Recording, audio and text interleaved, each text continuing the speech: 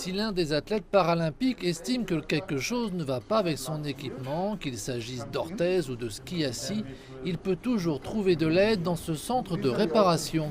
Peter Franzel est l'un des techniciens. Il est très important que notre équipe soit présente sur place pour effectuer des réparations d'urgence de dernière minute, juste avant que les athlètes ne se rendent à la compétition.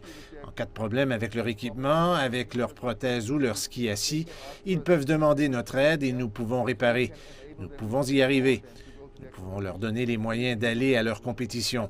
Donc, c'est vraiment crucial.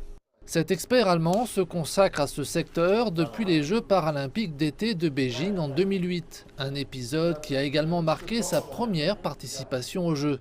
Il se souvient d'un moment épanouissant à l'époque. Il y avait un athlète de Mongolie.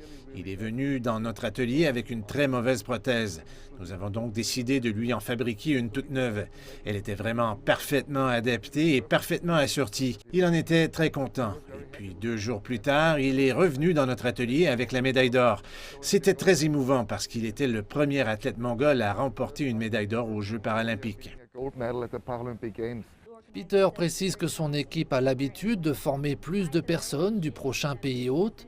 Les Jeux paralympiques d'hiver de 2026 auront lieu à Milan-Cortina et le technicien italien Matteo Cavina affirme qu'il n'oubliera pas l'expérience qu'il a acquise à Beijing. On peut s'habituer au rythme qu'on ressent tous les jours ici. On peut comprendre comment on doit gérer sa journée, ce dont les gens ont besoin.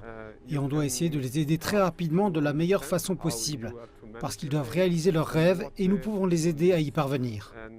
Au total, 5 stations de réparation de ce type ont été installées sur les sites de compétition de Beijing, Yanqing et Zhangjiakou. Près de 50 experts et techniciens de 12 pays se tiennent prêts pour des travaux de réparation et d'entretien jusqu'à la clôture des Jeux dimanche prochain.